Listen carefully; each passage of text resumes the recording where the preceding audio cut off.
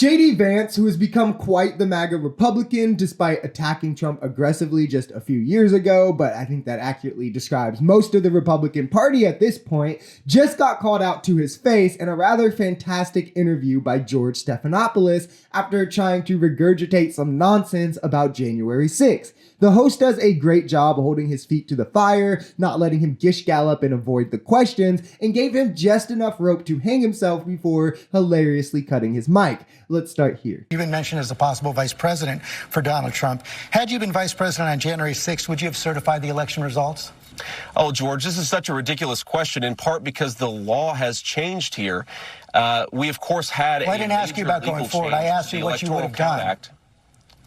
I asked you what you would have done. George, here's what I think. Here's what I think happened in 2020, and I know you guys are obsessed with talking about this. I have to make a point here. You constantly say to people like me, "Why do you talk about January the 6th? Why do you talk about the election of 2020?" And then you ask about us multiple times during a 6-minute interview. I love how Republicans still say this. Like, why are you still talking about when he tried to overthrow democracy and steal the election? Like, just get over it already. But in reality, this is someone named as a possible VP for Trump. Trump pressured his last VP to try and overthrow democracy. I would say this is a fair concern to have, to say the least. I mean, the fact that Trump could even get close to office again is wild, but let's let JD continue and see if he ever answers the question. But look, you asked the question and I'll answer it. Do I think there were problems in 2020? Yes, I do. Do I think it was a problem that big technology companies working with the intelligence services censored the presidential campaign of Donald Trump? Yes. Do I think it's a problem that Pennsylvania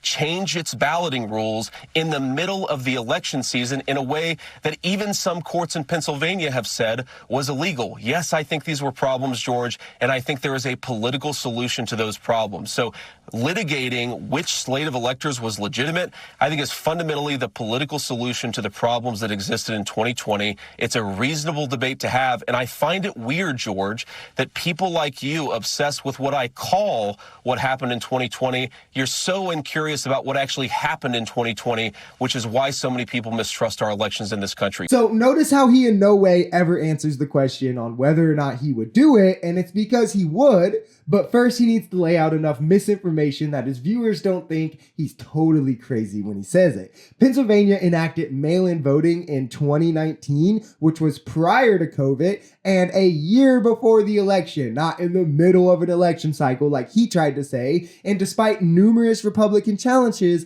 nonpartisan courts in the state have held up this law time and time again, so he's also lying about the courts. The dreaded laptop, the Hunter Biden laptop story that Republicans always talk about, was censored on X for 24 hours. The article was still available on other social media, still available on the website, and could still be shared on Twitter as well. It was just limited in how much it could be shared for 24 hours.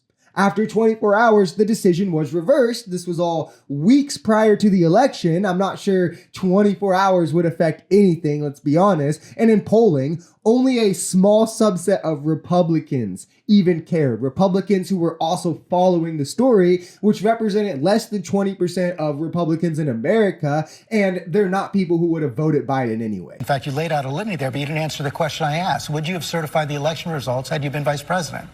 If I had been vice president, I would have told the states like Pennsylvania, Georgia, and so many others that we needed to have multiple slates of electors, and I think the U.S. Congress should have fought over it from there. That is the legitimate way to deal with an election that a lot of folks, including me, think had a lot of problems in 2020. I think that's what we should have done. So it's very clear you would have done what Donald Trump asked you to do there, not what Vice President Mike Pence did. So yeah, imagine thinking an election shouldn't elect people. That instead it should be thrown back to Congress to decide because people are upset or something. I don't know. These are the same people who will constantly try to blame the deep state for all of their own shortcomings. You couldn't actually write it any better. It's just irony at its finest. Oh, let's trust the deep state for elections, but deep states are the roots of all our problems. This is in no way what should happen, right? And this sort of rhetoric is scary coming from a man who might actually be Trump's VP. He's definitely going to pick wiser and grab someone who's not scared to do his bidding this time around after the whole Mike Pence fiasco last time. And it doesn't matter what pseudo-intellectual way you've rehearsed spewing this regurgitated nonsense. It doesn't make it any true.